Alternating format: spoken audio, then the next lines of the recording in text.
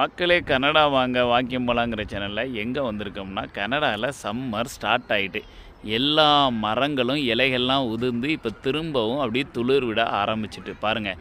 குச்சி குச்சாக இருக்கா, ஃபுல்லாக முட்டு முட்டாக இலைகள் எல்லாம் ஸ்டார்ட் ஆகிட்டு பார்க்குக்கு வந்திருக்கோம். பியர் கிரீக்கு பார்க்கில் இங்கே என்ன இருக்குதுன்னு பார்ப்போமா. இங்கே பாருங்கள், ஈஸ்டர் ட்ரெயின் ரைடு இருக்கான். அந்த ரைடு வந்து மார்ச் 21 மார்ச் 29 வரை, அதுக்கப்புறம் ஏப்ரல் 3 ஏப்ரல் 6 வரைக்கும் இங்கே லாங் வீக்கெண்டுக்கு 10 AM 6 PM வரைக்கும். அது போக அங்கே எக்கு கேம்ஸு இதெல்லாம் வந்து வச்சுக்கிட்டு இருக்காங்க போல். அது என்னென்னு பார்ப்போம்.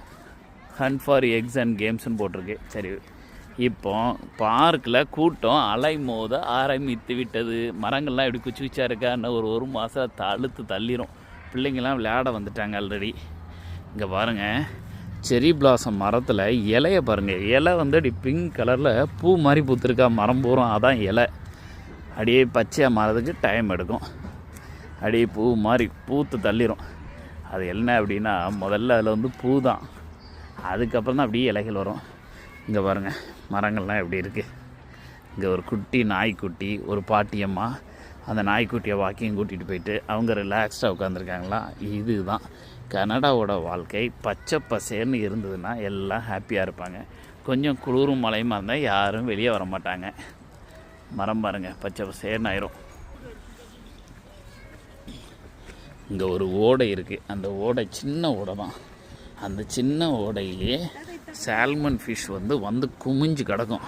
இன்னும் ஒரு 1.5 மாதம் 2 மாதத்துலேயே ஃபிஷ் வர ஆரம்பிச்சிடும். இந்த ஓடையில் யாரும் பிடிக்க மாட்டாங்க, யாரும் சாப்பிடவும் மாட்டாங்க. அதுக்கப்புறம் பெரிய பெரிய ஃபிஷ் ஆகி அப்படியே செத்த மிதந்துடும். அது உருவான இடத்துலையே அழிஞ்சு போயிடும். இங்கே பாருங்கள், எப்படி இந்த சின்ன ஓடையில் பெரிய பெரிய மீன் கிடக்கும். 4 கிலோ 3 கிலோ சைஸில் வரும். சூப்பரில் உங்களுக்கு காட்டுற மீன் வரும்போது.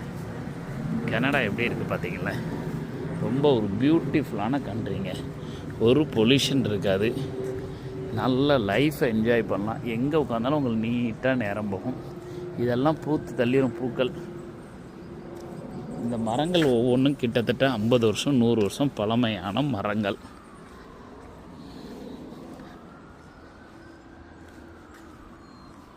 பாருங்கள், வாக்கிங் இன்றைக்கெலாம் 17 டிகிரி வெளியே.